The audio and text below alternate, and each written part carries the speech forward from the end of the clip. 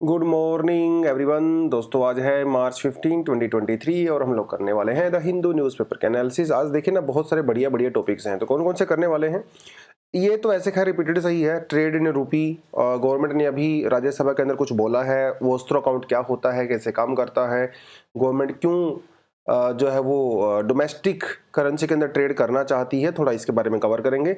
Bhopal gas tragedy, जो कि दुनिया की आज तक की सबसे बड़ी इंडस्ट्रियल ट्रेजेडी मानी जाती है, इसके बारे में सुप्रीम कोर्ट का एक यहाँ पे एक शॉकिंग भी कहूँगा और थोड़ा वियर्ड भी कहूँगा, लेकिन कानून के हिसाब से दिया गया एक वर्डिक्ट है, उसके बारे में बात करेंगे। इसी थोड़ी हिस्ट्री जानेंगे। रिपीटेड है, ये भी नया नहीं है, पुरानी स्लाइड को ही मैंने यहाँ पे डाला हुआ है। पीवीटी क्या होता है, इसके लिए फंडिंग कैसे की गई है, क्यों की गई है, क्या कंसर्न्स यहाँ पे है, वो बात करेंगे। डब्ल्यूपीआई के बारे में थोड़ा सा बात करेंगे। व्हाट्सएप की पॉलिसी है, व्हाट्सएप ने बेसिकली ब्रिटेन को थ्रेट किया है कि अगर उन्होंने एक कानून बनाया तो भैया व्हाट्सएप ब्रिटेन छोड़ के चला जाएगा। वो कानून क्या है, इंडिया का उसमें क्या कंसर्न हो सकता है, उसके बारे में बात करेंगे। लैंडफिल्स और फायर, ये बड़ा अच्छा सा टॉपिक है, मेंस के लिए सीधा सीधा यहाँ से आंसर आ सकता है।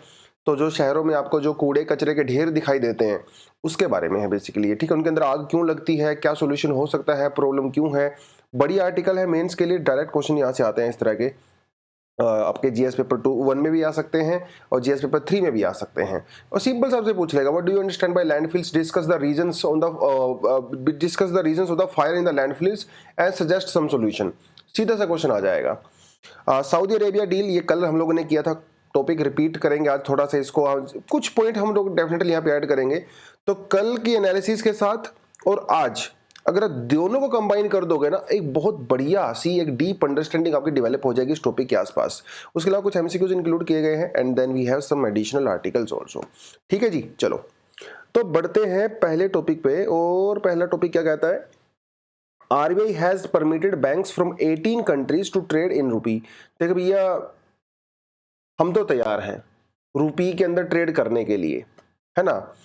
देखिए, हम जो एक्सपोर्ट करते हैं इंडिया से बाहर की तरफ, तो आपको पैसा कौन सी करेंसी में मिलता है, डॉलर में मिलता है, क्योंकि उन कंट्री के पास रुपया तो है नहीं।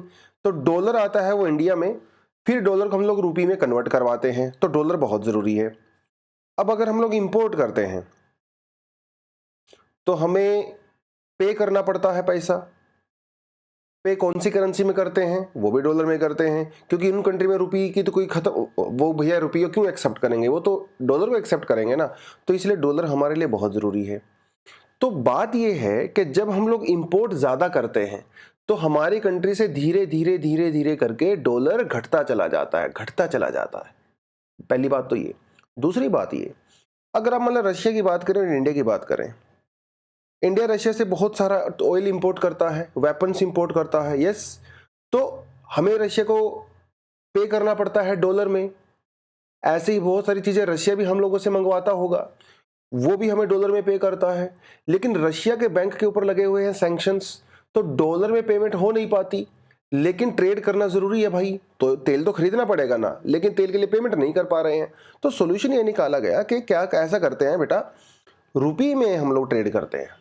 आप हमें रुपया दो और हमसे रुपया लो, क्योंकि इंडिया एक डेवलपिंग कंट्री है, ग्रोइंग कंट्री है, तो आने वाले समय में डेफिनेटली हमारे रुपये की जो स्ट्रेंथ है वो बढ़ेगी इंटरनेशनल उसमें। तो ये है, ये तो ऑब्जेक्टिव है, ये तो हम लोग करना चाहते हैं। उसके लिए करेंगे क्या, उसके लिए जो आपको एक नया कुछ स्पेशल टाइप ऑफ अरेंजमेंट करना पड़ता है, और जिस अरेंजमेंट को कहते हैं वोस्त्रो रूपी अकाउंट। इसे कहते हैं स्पेशल वोस्त्रो रूपी अकाउंट। वस्त्र रूपी अकाउंट कैसे काम करता है, ये आपको मैं 2 हफ्ते पहले हम लोगों ने बहुत शानदार सा आर्टिकल किया था, उसका कंटेंट आपको मैंने यहाँ पे दिया हुआ है, आप इसको जाके थोड़ा सा पढ़ लें। हल्का सा आइडिया दे देता हूँ क्या होता है। वोस्त्रो बैंक अकाउंट बेसिकली क्या होता है, जैसे मान लो इंडिया के किसी बैंक को रशिया के साथ डील करनी है, वहां के किसी आदमी के साथ डील करनी है, तो वो क्या करता है, हमारे बैंक के साथ डायरेक्ट डील नहीं करता है। इंडिया का जो बैंक है वो रशिया के किसी बैंक के साथ कोलैबोरेशन करता है, तो वो आदमी उस बैंक में पैसा भेजेगा, वो बैंक हमारे बैंक को पैसा भेजेगा। तो बेसिकली इसमें ना एक बीच में आप ये समझ लिए कमीशन टाइप का रहता है, एक थर्ड पर्सन होता है, इन्वॉल्व होता है, इसे वोस्त्रो अकाउंट कहते हैं। तो थोड़ा सा आप इसको पढ़ोगे इस आर्टिकल से, नीचे वाले से समझ में आ जाएगा। 2-3 हफ्ते पहले हम लोगों ने इसको किया था, तो आज उसकी डिटेल में नहीं जाऊंगा। तो वोस्त्रो अकाउंट ओपन किए जाते हैं। आरबीआई ने पिछले कुछ साल में 18 कंट्रीज ऐसी हैं जो वोस्त्रो अकाउंट ओपन कर सकती हैं, उनको परमिशन दिया है, ऐसा सरकार ने राज्यसभा के अंदर बताया है। 18 कंट्री कौन सी हैं? Botswana, Fiji, Germany, Guyana, Israel, Kenya, Oman, Russia, Seychelles, Singapore, Sri Lanka, Tanzania, Uganda, United Kingdom, Myanmar और तो न्यूजीलैंड। ये है भैया आपकी 18 कंट्रीज। अब कितनी कंट्रीज ने किया है, कितनी कंट्रीज ने नहीं किया है वोस्त्रो अकाउंट ओपन, ये इन्फॉर्मेशन सरकार ने सच दिया नहीं है, लेकिन ये कहा है कि भाई हम लोगों ने तो अपनी तरफ से फॉर्मेलिटी पूरी कर ली है, अब उनके ऊपर डिपेंड करता है। हाँ, रशिया के 18-19 बैंकों ने कर लिया है ऑलरेडी, ठीक। अब वो जर्मनी वाले ने कितने ने किया, ये उन्होंने खास इन्फॉर्मेशन दिया नहीं है। तो ये है पूरा मामला। सरकार क्या चाहती है? सरकार चाहती है कि भाई हमारी जो नेशनल करेंसी है वो ग्लोबल ट्रेड के अंदर उसका थोड़ा सा वेटेज बढ़े। अभी रुपी की अगर आप ग्लोबल ट्रेडिंग की बात करो तो ये 1% से भी कम है। 80% से ज़्यादा जो ग्लोबल ट्रेड होती है वो डॉलर में ही होती है। इंडिया की जो है 1%, 1.5%, वो भी हमारे पड़ोसी देशों के साथ, श्रीलंका कैसे कर लिया, नेपाल कर लिया, भूटान कर लिया, बांग्लादेश कर लिया, इनके साथ ज़्यादा रहती है। थोड़ा बहुत जापान के साथ भी होता है हल्का फुल्का, थोड़ा बहुत रशिया के साथ भी होने लगा है कुछ टाइम से, ठीक है। थोड़ा हल्का सा साउथ कोरिया के साथ भी होता है, बट हम लोग चाहते हैं कि वो बढ़े। और जिस तरह से यूक्रेन वाले क्राइसिस के बाद सैंक्शंस लगे हुए हैं भाई, तो सैंक्शंस को हटाने का एक तरीका तो यही है डोमेस्टिक करेंसी के अंदर जो है ट्रेड करें। बट इसमें सबसे बड़ी बात ना एक्सेप्टेंस की आ जाती है। ये कंट्री रुपीज़ को एक्सेप्ट नहीं करती हैं क्योंकि रुपी आज भी एक बहुत सेफ इन्वेस्टमेंट नहीं मानी जाती है। डॉलर आज भी दुनिया की सबसे सेफेस्ट इन्वेस्टमेंट मानी जाती है in the form of currency, इसलिए सभी लोग डॉलर को इकट्ठा करते रहते हैं। तो ये है पूरा मामला। चलिए आगे जो टॉपिक आता है वो कहता है supreme court dismisses centres plea seeking more money from union carbide.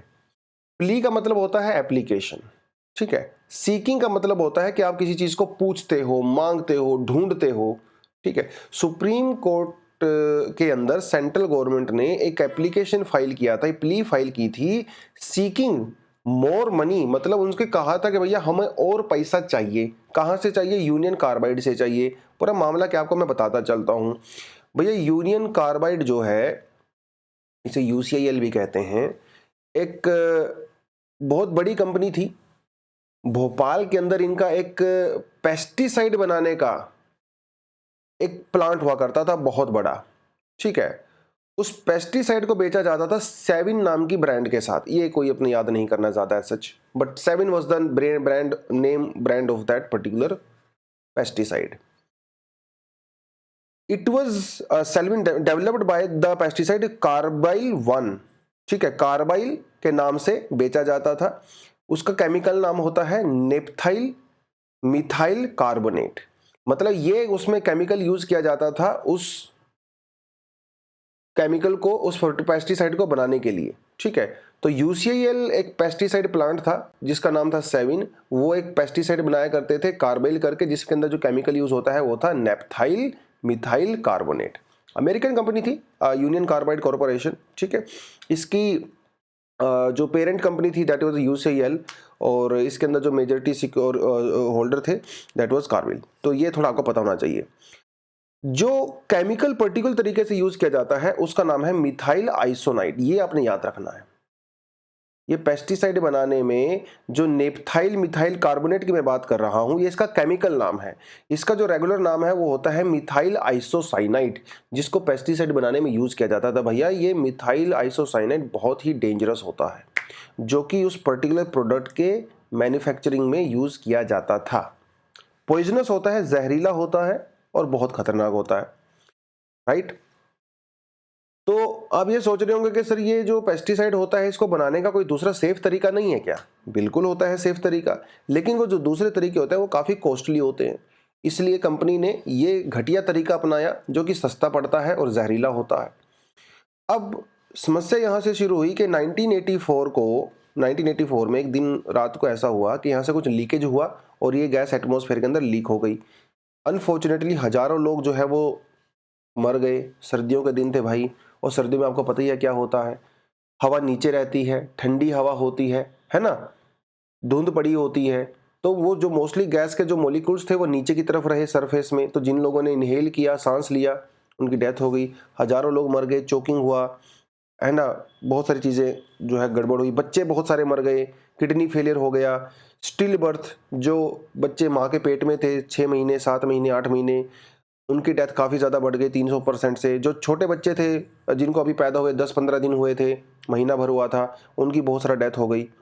तो ये एक, इसे आज तक का सबसे बड़ा इंडस्ट्रियल डिजास्टर माना जाता है दुनिया भर में, क्योंकि जहां ये फैक्ट्री थी उसके आसपास बहुत सारे लोग रहते थे। जबकि प्रोविजन ये कहता है, कानून ये कहता है कि अगर कहीं पे इस तरह की जहरीली फैक्ट्री कोई है, केमिकल यूज होता है, तो उसके आसपास कम से कम 200, 300, 400 मीटर में ह्यूमन पॉपुलेशन एज सच नहीं होनी चाहिए रेजिडेंशियल बेसिस पे।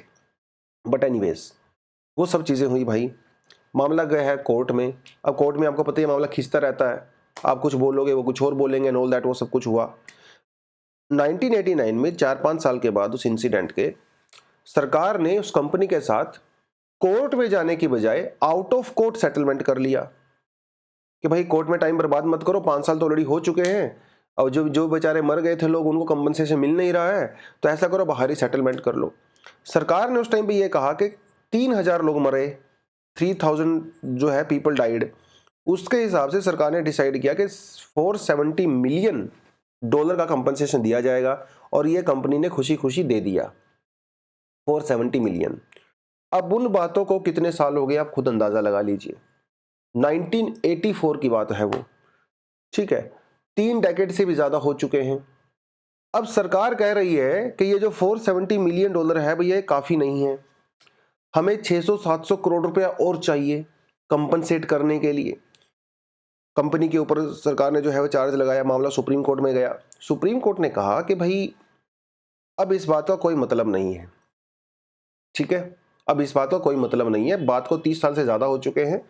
अगर आपको कंपनसेशन लेनी थी तो तब आपने आउट ऑफ कोर्ट सेटलमेंट किया था, तब डिसाइड करना था, तब आप कहां गए थे? 30-35 साल के बाद आप बोलोगे कि नहीं साहब, पहले तो 3000 डेथ थी, अभी 5000 हो गई हैं, तो हमें और कंपनसेशन चाहिए। अब 10-15 साल के बाद फिर से आ जाओगे कोई ना कोई साइंटिफिक डेटा लेके, बोलोगे नहीं सर वो 5000 नहीं थी, वो तो 10,000 डेथ हुई थी। तो ऐसे काम नहीं चलेगा। पहली बात, आपने आउट ऑफ कोर्ट सेटलमेंट किया, ये खुद एक इलीगल तरीका है। इतनी बड़ी ट्रेजेडी हुई और आपने भैया कोर्ट को इंक्लूड ही नहीं किया, खुद ज्यादा दिमाग लगाया, खुद सेटलमेंट कर लिया, तो आपकी गलती है। दूसरी बात, इंटरेस्टिंग बात यह है, इस $470 मिलियन में से आज भी 50 करोड़ रुपए अनयूटिलाइज्ड पड़े हुए हैं आरबीआई के पास। अनयूटिलाइज्ड, यूज किए ही नहीं है भाई। अरे भाई आप इनको तो यूज कर लो पहले, बाद में दूसरे की डिमांड करना। तो इसलिए कोर्ट ने डांट तो लगाई है सरकार को, और डांट के साथ साथ ये भी कहा है कि no more money from the company, ठीक है। तो ये बनता है पूरा आर्टिकल। मैंने हालांकि पहले आर्ट को कवर करवाया हुआ है, मैंने थोड़ा सा इसको, मैं थोड़ा इमोशनल होकर डिटेल में चला गया, आप इसको थोड़ा सा जो है स्किप कर सकते हो अगर आपको इसके बारे में पहले से पता है। एनीवेज, आगे बढ़ते हैं बच्चों।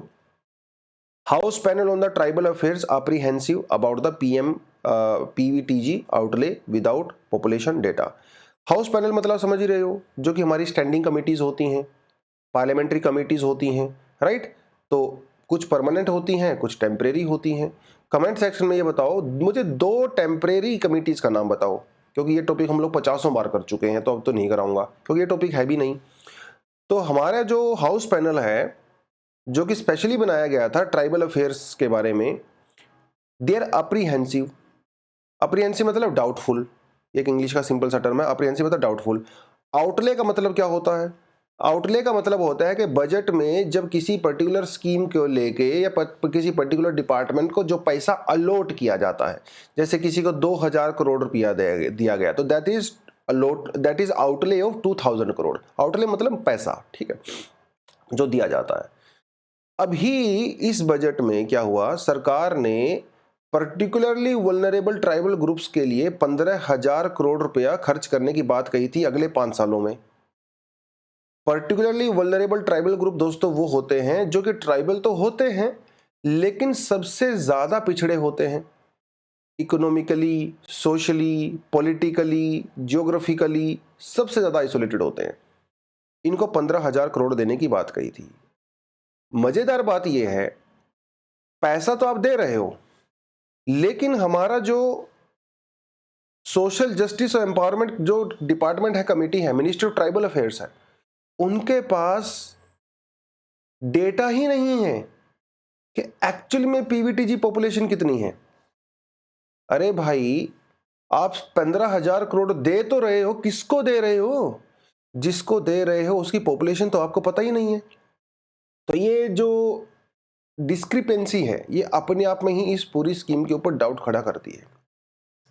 ये कहा है उस कमेटी ने, ठीक है भाई, पहले कम से कम पॉपुलेशन तो करो यार, बाद में जाके कुछ करना, ये उनका कहना है। पीवीटीजीज क्या होते हैं ये आपको मैं पहले बता चुका हूं, ये पुरानी स्लाइड का कॉपी पेस्ट मैंने यहाँ पे करके डाल दिया है। मैंने आपको बताई देखा जो मोस्ट वल्नरेबल होते हैं। देबर कमीशन की रिकमेंडेशन पे प्रिमिटिव ट्राइबल ग्रुप्स, जिसे पीवीटीजीज कहते हैं, इसका नामकरण किया गया था वापस 2006 में, और इसका नाम रखा गया था पर्टिकुलरली वल्नरेबल ट्राइबल ग्रुप्स। इससे पहले इसको कहा जाता था पीटीजी, प्रिमिटिव ट्राइबल ग्रुप्स, ठीक है। They are the more vulnerable among the tribal groups. In India the tribal population makes 8.6% of the total population. ये तो हमारे पूरे देश की पॉपुलेशन है।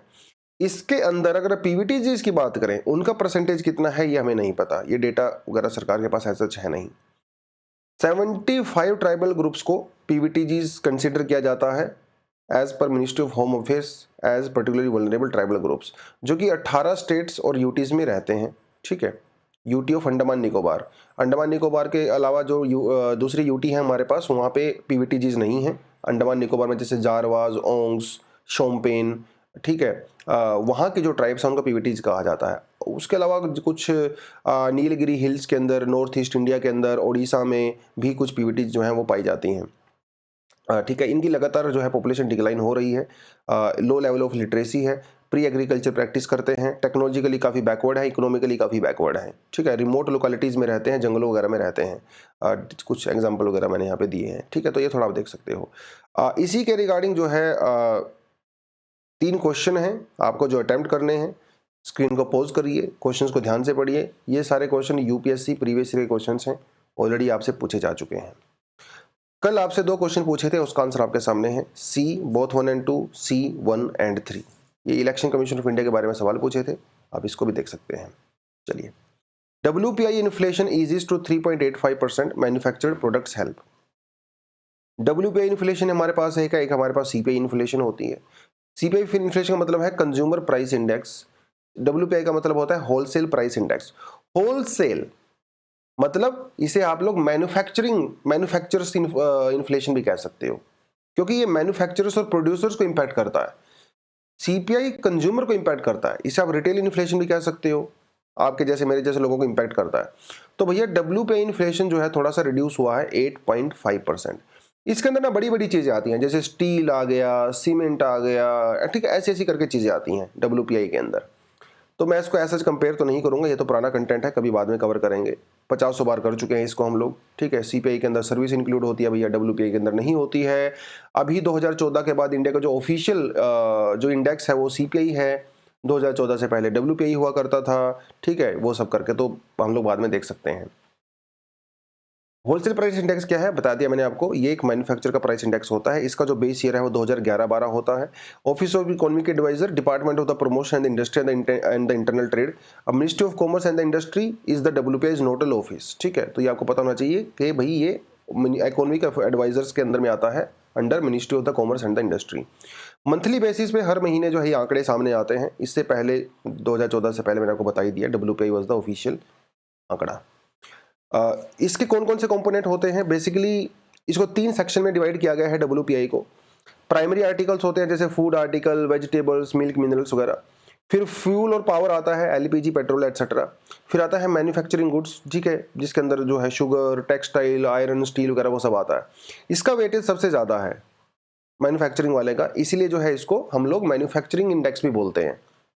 आपसे एग्जाम में पूछ सकता है ये इस तरह के क्वेश्चन, ये वो कंपोनेंट आपको दे देगा, manufacturing fuel primary of the WPI। इसको आपको अरेंज करना रहेगा, ठीक है, 1 2 3, 3 2 4, डिक्रीजिंग इंक्रीजिंग ऑर्डर में। यहाँ से सवाल आ जाते हैं, बच्चे क्या करते हैं, ये रट्टा मारना शुरू कर देते हैं, जो कि होना भी चाहिए, लेकिन बेसिक चीज़ें भूल जाते हैं। तो वेटेज आपको थोड़ा देखना पड़ेगा। सबसे ज़्यादा वेटेज मैन्युफैक्चरिंग का होता है, उसके बाद आपका प्राइमरी आर्टिकल्स का होता है, उसके बाद आपका फ्यूल और पावर का होता है। ये थोड़ा याद रखो कि प्रीलिम्स में डायरेक्ट क्वेश्चंस आते हैं यहाँ से, ठीक है जी। 2010 में ऑलरेडी WPI से क्वेश्चन आ चुका है, 2014 में there was one more question also, ठीक है। तो थोड़ा आप इसको पढ़िए तो इसको आप आंसर नीचे करके दे सकते हैं, ठीक है। चलिए नेक्स्ट अपना आता है भैया text section. Why is WhatsApp threatening, इसे मैं थोड़ा बोर्ड कर लेता हूँ, threatening to leave UK. UK मतलब यूनाइटेड किंगडम। भाई देखिए ना, सारी चीज़ ना पैसे की होती है यार, पैसा सबसे बड़ी चीज़ है। कंपनीज के लिए, बिजनेस के लिए तो पैसा बड़ी चीज़ होती है। सरकारों के लिए डिपेंड करता है कि वो क्या मैटर करता है। किसी किसी सरकार के लिए पैसा मैटर करता है, किसी किसी सरकार के लिए जनता मैटर करती है। अब यूके में क्या चल रहा है वो आपको मैं बताता चलता हूँ। यूके में एक नया बिल प्रपोज किया जाएगा जिसे कहते हैं ऑनलाइन सेफ्टी बिल। वैसे ही तो प्रपोजल आ चुका है, इसका डिस्कशन वगैरह के लिए ओपन हो रहा है। ऑनलाइन सेफ्टी बिल, ये ऑनलाइन सेफ्टी बिल क्या करने वाला है, जो एंड टू एंड एनक्रिप्शन होता है उसको खत्म कर सकता है। अब आप सोच रहे होंगे sir end to end encryption क्या होता है। जब आप व्हाट्सएप पे किसी को मैसेज करते हो, ठीक है, या किसी, या फिर जैसे एप्पल का आई मैसेज होता है, आप उस पर किसी को मैसेज करते हो, ठीक है, तो आपका मैसेज एनक्रिप्टेड होता है। एनक्रिप्टेड मतलब सिक्योर होता है। जो आदमी मैसेज भेजता है और जो आदमी मैसेज रिसीव करता है, सिर्फ वही दो लोग उस मैसेज को पढ़ सकते हैं, ठीक है। उनके पास एक एन्क्रिप्शन कोड होता है। इवन जो कंपनी होती है व्हाट्सएप, वो भी आपके मैसेज नहीं पढ़ सकती। इसे कहते हैं end to end encryption. Fully secure होते हैं, जो यूजर्स होते हैं उनकी प्राइवेसी को 100% सिक्योर यहाँ पे किया जाता है। ये तो है end to end encryption. Britain में क्या हो रहा है, ब्रिटेन ये कह रहा है कि बेटा मेरी कंट्री में टेररिज्म का थ्रेट है, टेररिज्म, ठीक है, और भी थ्रेट है। कुछ लोग ऐसे होते हैं जो व्हाट्सएप वगैरह पे, सोशल मीडिया प्लेटफॉर्म्स वगैरह, जो मैसेजिंग ऐप्स वगैरह होती हैं, इन पे चाइल्ड पोर्न वगैरह शेयर करते हैं। कुछ लोगों का ये कहना है, कुछ लोगों का ये कहना है कि भाई ऐसा कंटेंट शेयर करते हैं जो कि समाज के लिए सही नहीं है। यहाँ पे मेजर फोकस एक्चुअली टेररिज्म के ऊपर ही है। ये ऑनलाइन सेफ्टी बिल ये कहता है कि इन सारी चीज़ों को ध्यान में रखते हुए ये जो एंड टू एंड एनक्रिप्शन है ये नहीं होना चाहिए। अगर सरकार को लगता है कि भाई कोई पर्टिकुलर आदमी है या कोई पर्टिकुलर कम्युनिटी है या कुछ ऐसा हुआ है, तो उसके मैसेज को डी एनक्रिप्ट किया जा सके, ऐसी पावर सरकार के पास होनी चाहिए कि वो इन कंपनीज को ये गाइडलाइंस दे, कंपनीज को डिक्टेट करे कि आप ये मैसेज को डीक्रिप्ट कर दो, हमें ये मैसेज पढ़ना है। जैसे चाइल्ड सेक्सुअल एक्सप्लॉयटेशन वाले केस होते हैं या टेररिज्म वाले केस होते हैं, ऑल दैट। मतलब आपकी प्राइवेसी जाए भाड़ में। In order to prevent terrorism we need to read your messages. आप अपना जो एल्गोरिदम होता है इस तरीके से बनाएं कि आप उसको पढ़ सको, ऐसा उन्होंने कहा। इसमें कुछ एग्जांपल वगैरह इन्होंने दिया है, मुझे खास रेलेवेंट लगा नहीं। गूगल जो एंड टू एंड एनक्रिप्शन नहीं करता है। गूगल आपके ईमेल पढ़ सकता है, वो एंड टू एंड एनक्रिप्टेड नहीं होते हैं, ठीक है। अब यहाँ पे जो है भैया बात खड़ी हो गई व्हाट्सएप के बीच में और यूके की गवर्नमेंट के बीच में। व्हाट्सएप कहता है कि मैं किसी भी केस में अपनी प्राइवेसी वाली पॉलिसी के साथ कॉम्प्रोमाइज नहीं करूंगा। ऐसा सिर्फ उसने ही नहीं कहा, एक सिग्नल भी एक ऐसी मैसेजिंग ऐप होती है, उसने भी सेम चीज कही। क्योंकि एनक्रिप्शन कोई ऐसा बच्चों का खेल नहीं है कि किसी कंट्री में कर दिया किसी में नहीं कर दिया। भैया या तो एनक्रिप्शन है सबके लिए होगा या फिर किसी के लिए नहीं होगा। और अगर एनक्रिप्शन किसी के लिए नहीं होगा तो फिर प्राइवेसी का क्या मतलब है? फिर कहाँ गई आपकी डेमोक्रेटिक वैल्यूज, कहाँ गई आपकी लिबरल वैल्यूज? ब्रिटेन एक बहुत डेमोक्रेटिक और लिबरल कंट्री माना जाता है और प्राइवेसी को रिस्पेक्ट करता है, लेकिन ये कानून जो है कुछ और कह रहा है। मोस्टली कंपनी ने तो यही कहा है कि भाई हम लोग आपकी बात नहीं मानेंगे। कानून के अंदर ये प्रोविजन दिया गया है कि अगर कोई कंपनी इस कानून को नहीं मानती है तो उसके खिलाफ 18 मिलियन पाउंड या फिर उसका जो टोटल रिवेन्यू होता है 10% उसको चार्ज किया जा सकता है एज अ फाइन के तौर पे।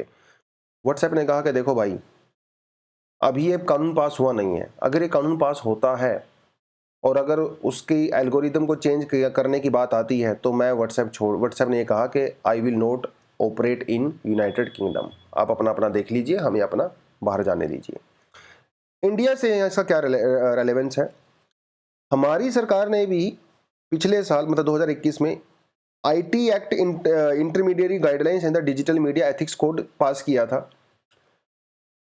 ये भी कुछ कुछ वैसा ही है बट हल्का सा चेंज है। इसमें सरकार ने एंड टू एंड इंक्रिप्शन को खत्म करने की बात नहीं कही थी। सरकार ने यह कहा था कि अगर कोई ऑब्जेक्शनेबल मैसेज, अगर कोई फेक न्यूज, चाइल्ड पोर्नोग्राफी का कोई मैसेज अगर वो सर्कुलेट हो रहा है व्हाट्सएप पे, तो प्लेटफॉर्म का ये पता लगाना है कि वो मैसेज ओरिजिनेट कहां हुआ, पहली बार किसने भेजा वो मैसेज। ये अलग है एनक्रिप्शन से। आपके मैसेज नहीं पढ़ रहे हैं इंडिया वाले केस में, हम उनको मैसेज पढ़ने के लिए नहीं कह रहे हैं, हम उनको सिर्फ ये कह रहे हैं कि ये पता लगा दो भाई साहब कि ये मैसेज कहां से ओरिजिनेट हुआ, ताकि उसको हम लोग दबोच लें, पकड़ लें। अलग है। अब देखो, कहने को तो व्हाट्सएप इस पे भी कह सकता था बहुत कुछ, बट उसने कहा नहीं। क्यों नहीं कहा? क्योंकि व्हाट्सएप का जो टोटल प्लेटफॉर्म के ऊपर 22% जनता तो इंडिया की है, यूके की सिर्फ 2% जनता है ना। पैसा भैया, पैसा पैसा बड़ी चीज है। बाप बड़ा ना भैया, सबसे बड़ा रुपया। कहां 2%, कहां 22%, 22%।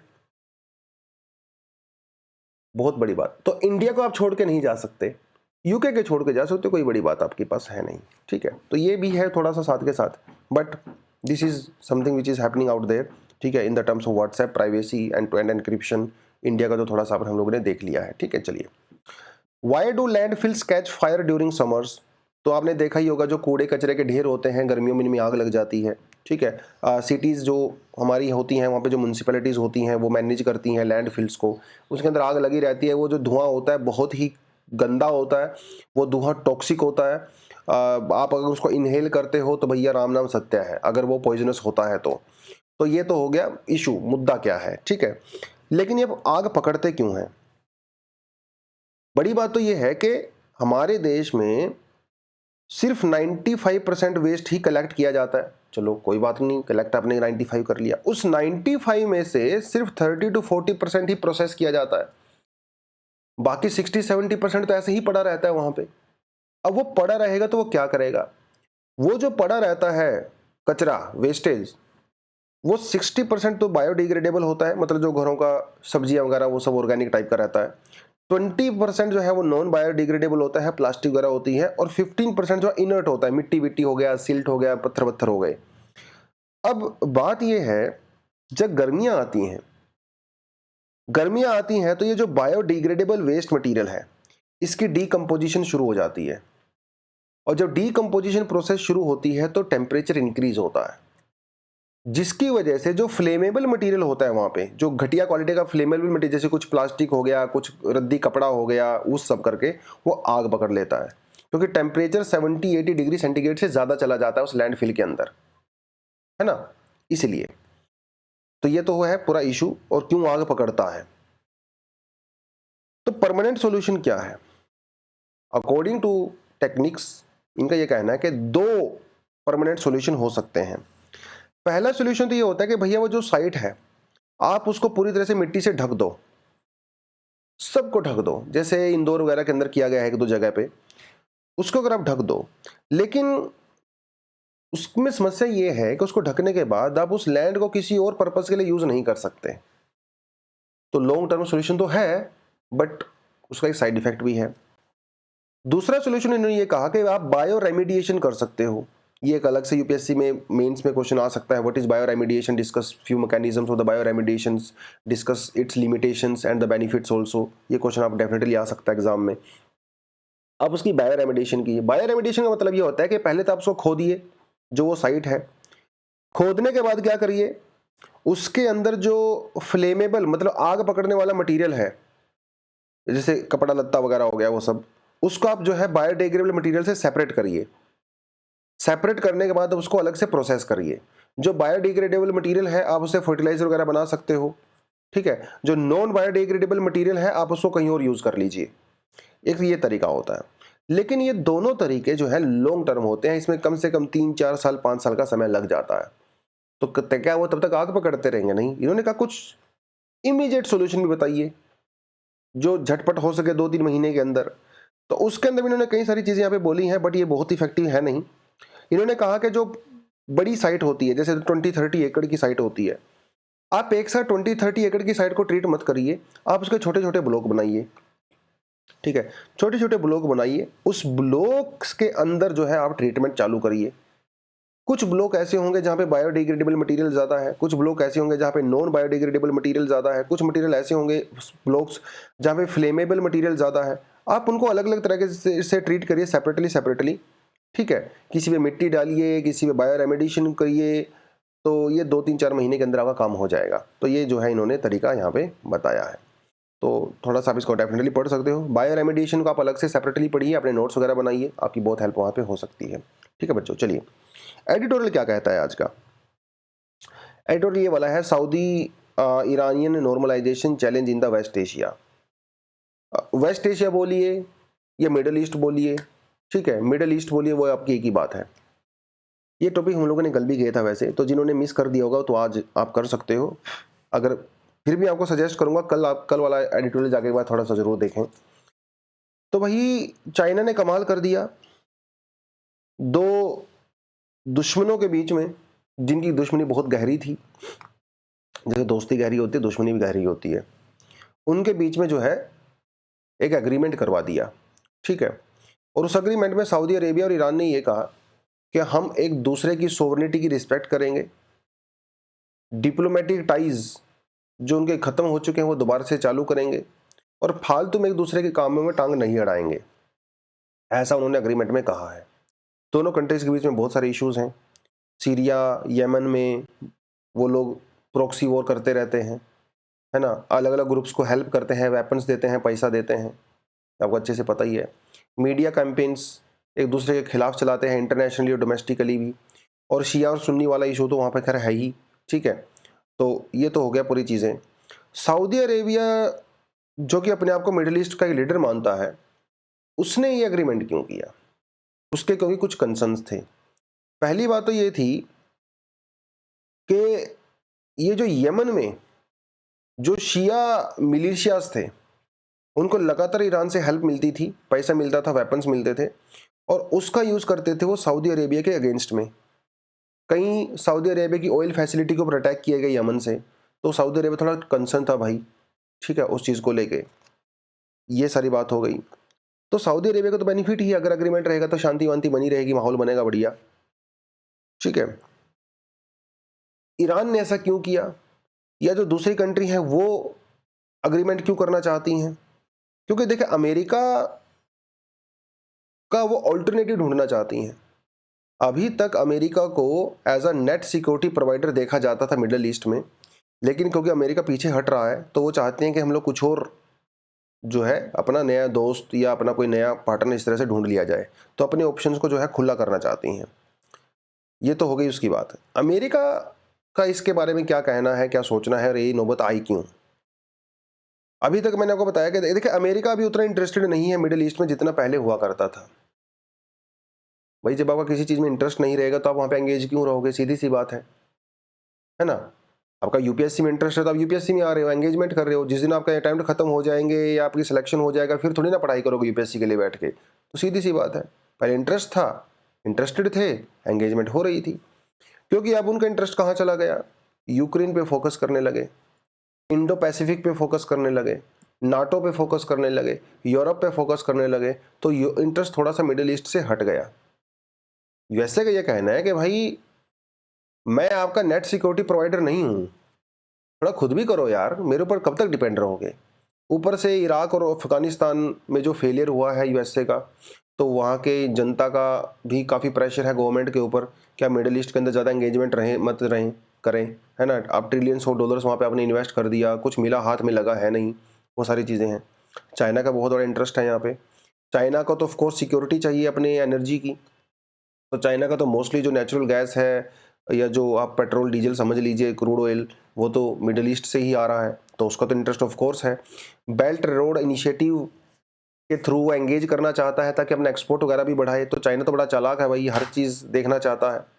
चाइना अपने आप को एज अ न्यू पावर के रूप में भी प्रोजेक्ट करना चाहता है दुनिया के सामने, है ना। और देखो बेनिफिट तो है ही है, खैर पड़ोस में स्टेबिलिटी बनी रहेगी, ट्रेड अच्छा होगा, शांति कायम रहेगी, है ना। तो स्टेबल मिडिल ईस्ट होगा तो सबको बेनिफिट है, तो उस हिसाब से but there are many challenges. ये जो डील है कितने दिन तक चलेगी देखना रहेगा। एक तो न्यूक्लियर एग्रीमेंट है भैया, ईरान न्यूक्लियर वेपन बनाने की कोशिश कर रहा है, जिसको लेकर सऊदी अरेबिया काफ़ी कंसर्न है। अभी यूनाइटेड नेशन ने भी कहा है कि ईरान न्यूक्लियर वेपन बनाने के काफ़ी नज़दीक पहुंच चुका है। तो एक तो वो कंसर्न सबसे बड़ा यहाँ पे रहेगा। इजराइल वाला इशू यहाँ पे काफ़ी बड़ा रहने वाला है, क्योंकि इजराइल और ईरान बहुत बड़े जो है दुश्मन है एक दूसरे के। तो अगर सऊदी अरेबिया यहाँ पे एंगेज होता है ईरान के साथ, तो उसमें इजराइल का क्या रोल रहेगा, क्या वो वहाँ पे स्टेप लेगा, वो एक बहुत बड़ा कंसर्न यहाँ पे रहने वाला है। इंडिया का यहाँ पे क्या एंगल बनता है? इंडिया को देखिए इस चीज़ का बेनिफिट भी है, सही बताऊँ तो आपको मैं। बेनिफिट ये है कि अगर मिडिल ईस्ट में स्टेबिलिटी बनी रहती है, सऊदी अरेबिया ईरान एक दूसरे के साथ आते हैं, तो हमारी एनर्जी सिक्योरिटी के लिए भी बेटर है वो डेफिनेटली। वहाँ पे जो इंपोर्ट एक्सपोर्ट करते हैं हम लोग लॉजिस्टिक, वो उसके लिए बेनिफिट है, कनेक्टिविटी बेटर होगी, तो बेनिफिट तो है। तो आर्टिकल ये कहता है कि हमें चाइना के साथ एक्चुअली एंगेज होना चाहिए, क्योंकि अफगानिस्तान वाला उधर से इशू पड़ गया आपको, राइट। तो चाइना के साथ एंगेज होने में कोई यहाँ पे गलत बात नहीं है, क्योंकि दोनों कंट्री का, इंडिया चाइना का यहाँ पे कॉमन कंसर्न है एनर्जी सिक्योरिटी। अगर आपको डेवलप होना है तो आपको एनर्जी सिक्योरिटी चाहिए, जो मिडिल ईस्ट आपको प्रोवाइड करवा सकता है, अलोंग विद रशिया। तो उधर से रशिया से आप बेनिफिट लीजिए, इधर से मिडिल ईस्ट से लीजिए, और दोनों तरफ से मजा लूटिए, ये इस आर्टिकल का कहना है। ठीक है, तो आई होप आपको समझ में आ गया होगा। कल जो हम लोगों ने आर्टिकल किया था, ये उसका ही आप एक तरह से रिवीजन समझ लीजिए। एक दो पॉइंट हम लोगों ने जस्ट यहाँ पे ऐड किया है एक्स्ट्रा, तो दोनों आर्टिकल को के अच्छी डीप अंडरस्टैंडिंग आपकी बन सकती है। आई वुड नॉट से कि भाई आपका यहाँ से यूपीएससी में कोई पोटेंशियल क्वेश्चन बनता है सच, बट कभी कभार एग्जाम्पल वगैरह देने के डेफिनेटली काम आ सकता है, इंटरव्यू वगैरह में आपकी हेल्प कर सकता है। यस, ठीक है। तो ये था आज का पूरा एनालिसिस। कुछ एडिशनल आर्टिकल आपके लिए ऐड किए गए हैं, आप इंटरेस्टेड हो तो पढ़ सकते हो, इंटरेस्टेड नहीं है तो छोड़ दो, ऐसी कोई बड़ी बात यहाँ पे है नहीं। और कुछ के बारे में हम लोग 20 बहुत बार बात कर चुके हैं, तो वो घिसा पिटा सा टॉपिक ओकस वाला बार बार आता रहता है। ठीक है बच्चों, तो यही था आज का analysis. I hope you got the point. अच्छा लगा है तो वीडियो को लाइक किया करो यार, कमेंट सेक्शन में जो है पार्टिसिपेट किया करो, क्वेश्चन जो आपसे पूछे जाते हैं उनके आंसर किया करो, थोड़ा सा अपनी अटेंडेंस दे दिया करो कमेंट सेक्शन में। ठीक है, चलो बच्चों आज के लिए इतना ही है। Thank you very much, all the best, जय हिंद।